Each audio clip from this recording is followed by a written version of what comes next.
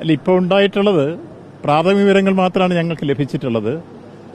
അവിടെ അഴീക്കോട് അതുപോലെ തന്നെ ബേപ്പൂർ തുറമുഖത്തിന്റെ സ്ഥാനത്തുനിന്ന് ഏതാണ്ട് 70-ൽ പരം കിലോമീറ്റർ അകലെയാണ് സിംഗപ്പൂർ ബേസ്ഡ് കപ്പൽ. സിംഗപ്പൂരിന്റെ ഫ്ലാഗാണ് ആ കപ്പലിലുള്ളത്. കൊളംബോയിൽ നിന്ന് മുംബൈക്ക് പോവുകയായിരുന്നു എന്നാണ് കിട്ടിയ വിവരം. അതിൽ 50 കണ്ടെയ്നറോളം കടലിൽ വീണാൻ വന്നു. തീ പിടിച്ചതാണ് പ്രശ്നം എന്നാണ് പ്രാഥമികമായി കിട്ടിയ വിവരങ്ങൾ. ആ വിവരം കിട്ടിയ ഉടൻ തന്നെ കോസ്റ്റ് ഗാർഡും നേവിയും രക്ഷാദൌത്യവുമായി കൃത്യമായി ആ പ്രദേശത്തേക്ക് പാഞ്ഞിരുന്നു. ആ രക്ഷാദൌത്യം നടന്നുകൊണ്ടിരിക്കുകയാണ്. അതിന്റെ വിവരങ്ങൾ കൂടുതലായി നമുക്ക് വെളിപ്പെടുത്തണമെങ്കിൽ അവിടെ പോയിട്ടുള്ള രക്ഷാദൌത്യത്തിൽപ്പെട്ട ആളുകളിൽ നിന്ന് കിട്ടുന്ന മെസ്സേജ് അനുസരിച്ച് ബാക്കി എന്തൊക്കെയാണ് അതിലുള്ളിലുള്ളതെന്നും എങ്ങനെയാണ് സംഭവിച്ചതെന്നൊക്കെ പറയാൻ കഴിയും. ഇപ്പോൾ കിട്ടിയ വിവരങ്ങൾ അനുസരിച്ച് പ്രാഥമികമായി കിട്ടിയ വിവരങ്ങളാണ് ഞങ്ങൾ പൊതുവിൽ സൂചിപ്പിക്കപ്പെട്ടത്. സാധാരണഗതിയിൽ നമ്മുടെ തുറമുഖം വിട്ടുകഴിഞ്ഞാൽ കപ്പൽ ചാനലുകളിൽ നിന്ന് വരുന്ന ഇത്തരം പ്രശ്നങ്ങൾ കൈകാര്യം ചെയ്യുന്നത് കേന്ദ്ര ഷിപ്പിംഗ് മന്ത്രാലയമാണ്. ആ കേന്ദ്ര ഷിപ്പിംഗ് മന്ത്രാലയത്തിന്റെ കീഴിലാണ് തുടർ ദൌത്യങ്ങളെല്ലാം മുന്നോട്ട് പോവുക. അതിൽ ഏറ്റവും പ്രധാനമായി കോസ്റ്റ് ഗാർഡിന്റെ എല്ലാം നിയന്ത്രണം അവർക്കാണ്, കേന്ദ്ര ഷിപ്പിംഗ് മന്ത്രാലയത്തിനാണ്. നേവിയുടെ അത് തന്നെയാണ്. നമുക്കിങ്ങോട്ട് പാരിസ്ഥിതികമായി എന്തെങ്കിലും പ്രശ്നങ്ങൾ ഉണ്ടാകുന്നുണ്ടോ, സമുദ്രതീരവുമായി ബന്ധപ്പെട്ട് നമുക്ക് മത്സ്യബന്ധനത്തിന് പ്രശ്നം ഉണ്ടാകുന്നുണ്ടോ, ഇത്തരം കാര്യങ്ങളെല്ലാം ജാഗ്രത പാലിച്ചുകൊണ്ട് സംസ്ഥാനം നമ്മൾ മുന്നോട്ട് വരും എന്നുള്ളതാണ് ഇതിലെ പ്രശ്നം. അതാണ് പൊതുവിൽ ഇതുവരെ കിട്ടിയിട്ടുള്ള വിവരങ്ങളെ സംബന്ധിച്ചുള്ളത്. 40ഓളം ജീവനക്കാരാണിത് ഈ ഷിപ്പിൽ ഉണ്ടായിരുന്നത് എന്നാണ് ആദ്യം കിട്ടിയ മെസ്സേജ്. എനിക്ക് ഏറ്റവും സന്തോഷകരമായ ഒരു കാര്യം പങ്കുവയ്ക്കാനുള്ളത്, ഏഷ്യയിൽ നിന്ന് മാത്രമല്ല ഇതുവരെ കൊളംബോയിലോ ദുബൈയിലോ ഒന്നും വന്നിട്ടില്ലാത്ത MSCയുടെ കൂറ്റൻ കപ്പലായിട്ടുള്ള ഐറിൻ 400 മീറ്റർ നീളവും ഏതാണ്ട് 62.4 മീറ്റർ വീതിയുമുള്ള കപ്പൽ വന്നിട്ട് 3-4 ദിവസമായി. ഇവിടെ 3-4 ഷിപ്പ് കിടന്നിരുന്നതുകൊണ്ട് അത് പോയതിനു ശേഷം മാത്രമേ ഇതിനടുക്കാൻ കഴിയുമായിരുന്നുള്ളൂ. ഇന്ന് രാവിലെ തന്നെ ആ ഷിപ്പ് ഏതാണ്ട് 9 മണിയോടുകൂടി നമ്മുടെ തീരത്തടഞ്ഞിരിക്കുന്നു എന്ന ഏറ്റവും ആഹ്ലാദകരമായ അഭിമാനകരമായ ഒരു സാഹചര്യം നമ്മുടെ തുറമുഖത്തിനുണ്ടായിരിക്കുന്നു.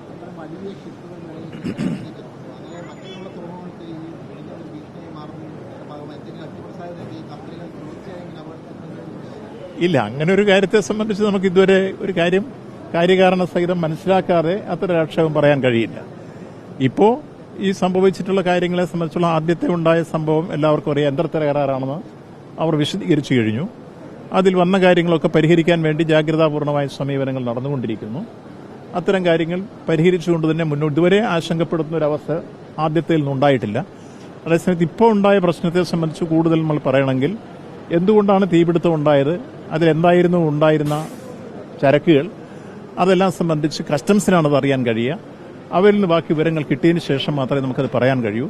ഒപ്പം ഇപ്പോൾ രക്ഷാദൌത്യത്തിന് പോയിരിക്കുന്ന ആളുകളോട് ചെല്ലുമ്പോൾ അവർക്ക് അനുഭവപ്പെടുന്ന കാര്യങ്ങൾ വെച്ചിട്ട് അവർ ബാക്കി കാര്യങ്ങൾ ഞങ്ങൾക്ക് മെസ്സേജ് തരും. കിട്ടുന്ന വിവരങ്ങൾ പിന്നീട് വിശദീകരിക്കും.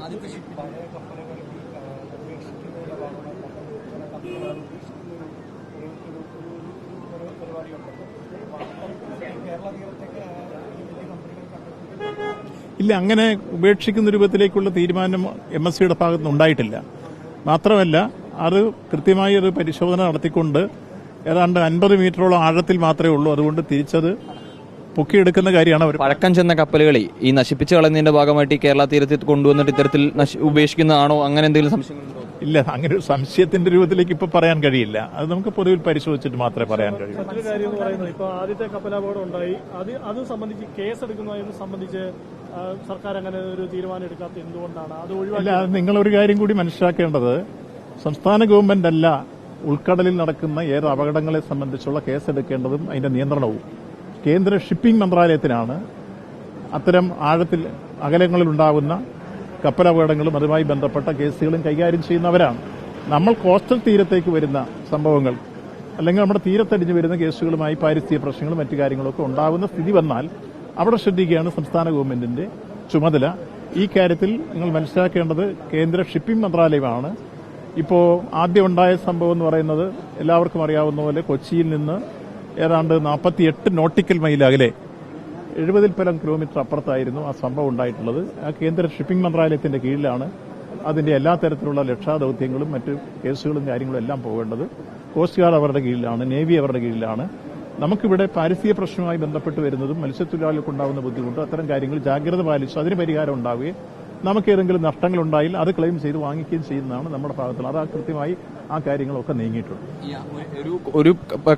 ഒരു എഫ്ഐആർ കോസ്റ്റൽ പോലീസ് ഇട്ടിട്ടുണ്ടല്ലോ, അത് ഏത് തരത്തിലുള്ള എഫ്ഐആർ ആണ് നിലവിൽ ആദ്യത്തെ കേസിലിട്ടിരിക്കുന്നത്? ഇല്ല, അതിപ്പോ ഏത് എൻവയോൺമെന്റിന്റെയാണോ മറ്റെന്തോ ഒന്ന് പരിശോധിച്ചിട്ട് മാത്രമേ നമുക്ക് പറയാൻ കഴിയൂ. ഒരു കേസല്ലേ എടുത്തിട്ടുള്ളൂ? അല്ല, അത് എന്താണെന്ന് പരിശോധിച്ചിട്ട് മാത്രം പറയാം. ഇല്ല, മത്സ്യത്തൊഴിലാളിയുടെ ആശങ്ക ആദ്യത്തിൽ നമുക്ക് മാറി. അവരാദ്യം തെറ്റായ പ്രചരണങ്ങൾ ഉയർന്നു വന്നപ്പോൾ ഉണ്ടായിരുന്നൊരു ആശങ്കയാണ്. അത് മാറി സംസ്ഥാന ഗവൺമെന്റ് അവരെ സഹായിക്കാൻ എല്ലാവർക്കും താൽക്കാലിക സാമ്പത്തിക സഹായവും ഒപ്പം റേഷനറി സൗജന്യമായും കൊടുക്കുന്ന സാഹചര്യങ്ങൾ അടക്കം സ്വീകരിച്ചു. ജീവനക്കാരെ ഇപ്പൊ നിലവിലെ കപ്പലിൽ നിന്ന് ജീവനക്കാരെ രക്ഷപ്പെടുത്തും, അതുമായി ബന്ധപ്പെട്ട എന്തെങ്കിലും വിവരങ്ങൾ എന്ത് ലഭിച്ചു? ഇല്ല, ആദ്യം ഉണ്ടായിട്ടുള്ള അപകടത്തിലെ 40 ജീവനക്കാരാണ് ഉണ്ടായിരുന്നത്. 18 പേര് കപ്പലിൽ നിന്ന് ചാടിയതായിട്ട് ആദ്യം ഒരു മെസ്സേജ് കിട്ടി. അതിൽ എത്ര പേര് രക്ഷപ്പെടുത്തി, എത്ര പേര് മറ്റ് പരിക്കുകളുണ്ട് എന്നുള്ള കാര്യമെല്ലാം നമുക്ക് കോസ്റ്റ് ഗാർഡിന്റെ മെസ്സേജ് കിട്ടിക്കഴിഞ്ഞതിന് ശേഷമേ പറയാൻ കഴിയൂ. പരിശോധിച്ചു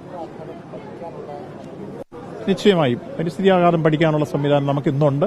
നമ്മുടെ എൻവയോൺമെന്റ് സിസ്റ്റം വളരെ ഫലപ്രദമാണ്. അത് ജാഗ്രതയോടുകൂടി നീങ്ങുന്നു.